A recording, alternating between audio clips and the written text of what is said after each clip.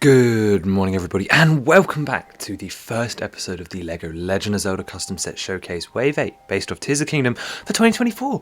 It's a brand new year, and while this might not be a brand new set, although it is for you guys, we're going to be working our way through the last of the three sets in our part 1 for this series. And today that's no different. We're going to be looking at Z0073 with 591 pieces.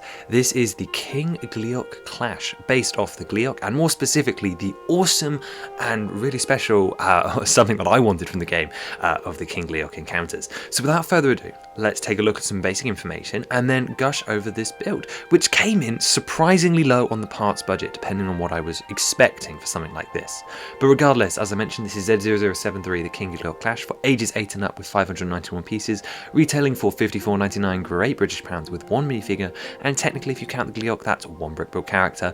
You can see our box art over on the side with just a little side build, and our description reads, battle the Scourge of the Sky in the all-new LEGO Legend of Zelda playset. Build the King Gleeok and face off against the fearsome foe with 3 posable heads and wing flapping function. The play doesn't end.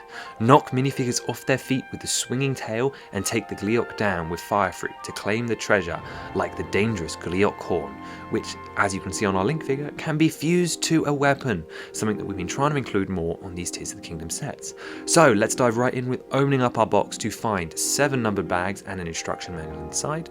And if we open up that manual, we will see that bag 1 gives us that Hero of the Wild link figure, as well as our small side build. This is a trend we'll be seeing in sets more, where the first bag, particularly in lines like Mario or Minecraft, the first bag is absolutely tiny and you get about 12 pieces in here.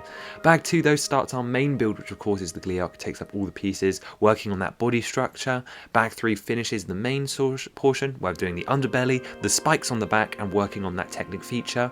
Bag 4 does all the side plate detailing to add some texture, as well as the front 2 pairs of legs, the bigger 2. Bag 5 does those smaller back legs that are less important, and of course the necks. Bag 6 does just the 3 heads, so slightly smaller bag, and then finishing us off with bag 7, you have the tail, and then the Technic flames for the wings. And now is a good time to mention that the wings here are represented as cloth elements. Throughout the day, you're going to be seeing them disappear from the model, and that's just because I did not want to draw the wings 40 times. I didn't think they'd look good. So here's what the wings look like. You can imagine that they're there, but we're just going to be looking at the Technic frames for today. But in fact, before all that, let's take a quick look at our side build. Okay, so here is the only other build in today's set, and it's a little portion of a sky island. Obviously there are 4 King Gleeoks in Tears of the Kingdom, 1 in the depths and 3 in the sky, and the sky obviously presents an environment that's really interesting to do and hasn't been featured too much in the showcase. So I wanted to give it a little more love here, and you can see that it's just based off a simple light grey wedge plate with the new brighter orange colour, and then there's a little variation of one of those sky trees that you see all over Sky Islands but also fall to the surface, giving us our second of the 3 elemental fruits. We've already seen the ice fruits in the Stormwind arc, but here is the fire fruit. It is a print on a heart piece recoloured in black. You've got a little bit of olive green to represent the moss that's creeping in, but this build works well with the colour scheme from the Great Sky Island custom from the beginning of this showcase. You can see from the top that we're just using those leaf pieces, and this actually looks pretty accurate to those little trees in the game. They're very curvy, and obviously it's in the tan colour using an elephant trunk. But of course you're all here for the Gleeok, so let's take a look. Firstly, here is a head-on shot where you can see sort of his full power in a way, and the sort of presence that he brings to the model. It's really cool. From the side and from the top, of course, you can see that he is actually quite a long model, with over half that length being made up with the tail, which of course can swoosh side to side like a lot of today's Ninjago dragons. And from the side view, you can see we've got a fairly decent amount of height, as well as giving you the true scale on that tail. But this really doesn't show you any of the details up close, so let's jump in, starting of course with the bit why you're all here, and that is the heads. Now these guys were actually really interesting to design. They went through about 10 different variants in the end, and of course the mouth is what I think you guys might find controversial. But before we get to that, let's talk about a head in general. There are obviously one here for the lightning head, one here for the fire head, and one here for the ice head, and all 3 of them are using various element effect pieces to create the energy around them. All of them feature a power piece on the back, which was introduced separately from the superheroes accessory pack in 3 different colours, and on the front of that we have have a core piece which turns around into this tile which has a printed eye on it. We've got the bull horns coming out from the side to represent those spiky elements, and then of course towards the top you can see the horn element as well, which is being reused here with what was used for the Witch King in the Hobbit sets, and that piece is sort of really perfect for representing the pronged nature of the Gleeok horns, and they all have element effects sticking through it, like here on the lightning head where you can see the 2 lightning bolts coming out the side and then the electric piece in the top in yellow. On the fire head here, you can see 2 flames coming out the side, as well as another energy effect piece out at the top. And then over on the ice head, you can see a snowflake coming out of a long stream. The ice head, I think, is by far the most interesting, as well as 2 of the fist power pieces as well. Let's talk about the jaw for a second. As you can see here, it's made rather interestingly. Originally, this guy featured a tongue as well as a different covered mouth, but it made it look really, really goofy.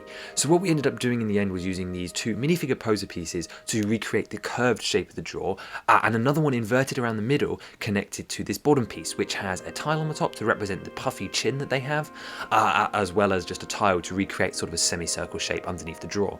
And the reason we did this, as you've seen in other shots, is from certain angles it will look like the mouth is closed, but when you tilt it sort of downwards you can actually see through the middle, looking like he has teeth and a sort of a mouth for you to get swallowed by, making it look menacing. But at this scale, a mouth is really difficult without looking goofy and silly, and we really wanted this guy to still look threatening, or at least I did. I made this.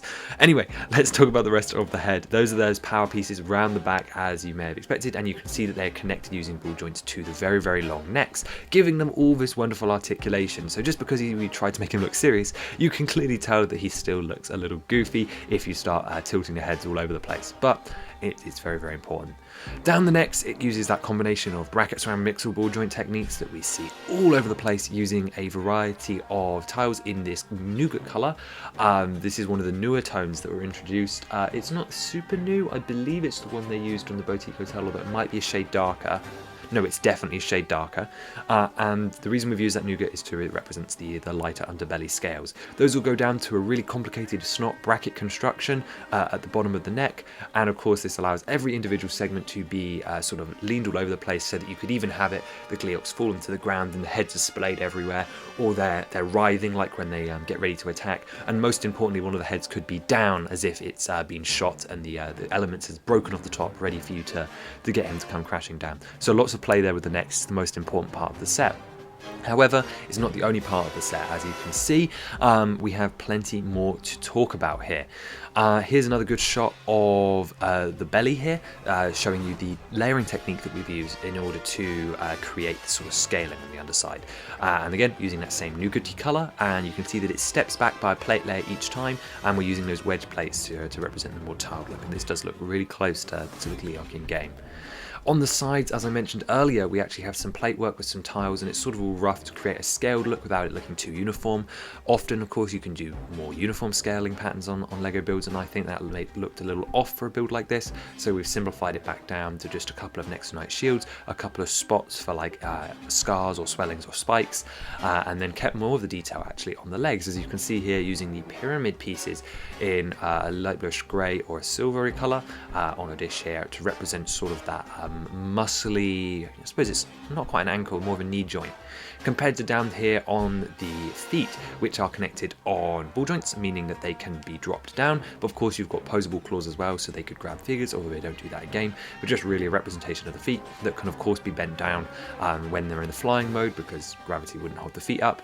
And of course that leg has a fair bit of rotation as well, backwards, forwards and side to side. Similarly, the back legs can be rotated as well, they're all on ball joints, as well as the fingers too, and they can actually move in and out as well to sort of create a more like sphinx-like pose, if anyone's considered that. And you can see how that works from the behind here, and they can tilt all the way around.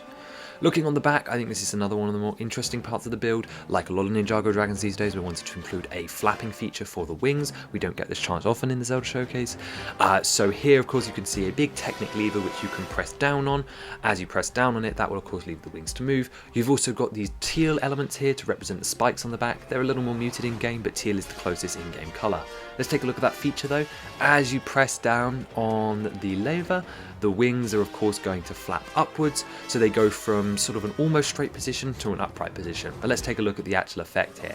So here are the wings up, and here are the wings down, and you can see they're moving up and down as you hold it. So it allows you to sort of keep your hand clawed on the back of the model and pushing down on that lever to create the flapping, which of course could also be used to simulate the play of minifigures getting blown backwards when the Gleeok blows the wind.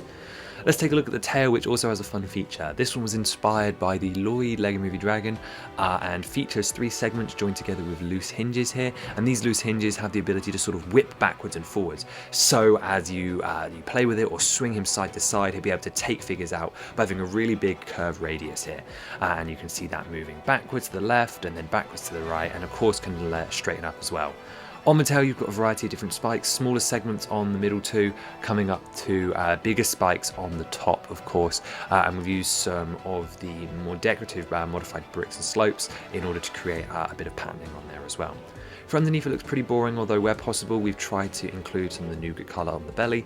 However, you'll also notice that this build is a 5-wide build. This was one of those first things, although there's been a couple now, one of those big moments where I've realised that the 1x5 plate is actually incredibly useful. I still don't like how similar it is to the 1x6 and how confused I get sometimes, but I have to admit, for building things in odd numbers, the 1x5 proved its use to me here and was allowing this build to be a lot more stable than it would have been otherwise. Very useful part after all. That's actually going to do it for taking a look at the set, so now let's take a look at that Hero of the Wild figure. You may be saying, Octane, this is Breath of the Wild figure, but of course it appears in both of the games, and what a fitting place to put a challenge reward with one of the bosses with the most health in the game. And I didn't have any other plans to include him anywhere else, and I think it's a really cool outfit, if really weak compared to the other green tunics. He's using, of course, the same headpiece that we've been using for all the other links, as well as the same hair mold, just recoloured into this olive green and medium nougat combo. Dual moulded arms with a simple pattern on them, medium nougat and tan, as well as of course featuring all the correct printing on the torso, hips and legs, which would of course be dual moulded. In his hand is the weapon I mentioned, and this is a 4th Gleeok crown piece included in the set, so that you don't have to disassemble the King Gleeok to get its horn element.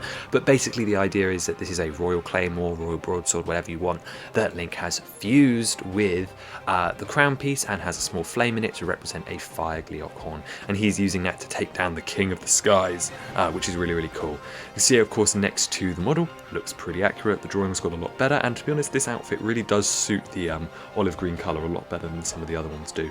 I definitely think this is the only one where olive green works the best, Twilight Princess being sand green, Ocarina being bright green or green, and all the others fitting somewhere else in between. This is really our only sand green Link, unless we go back to Zelda 1 potentially. Even then I might choose green for that.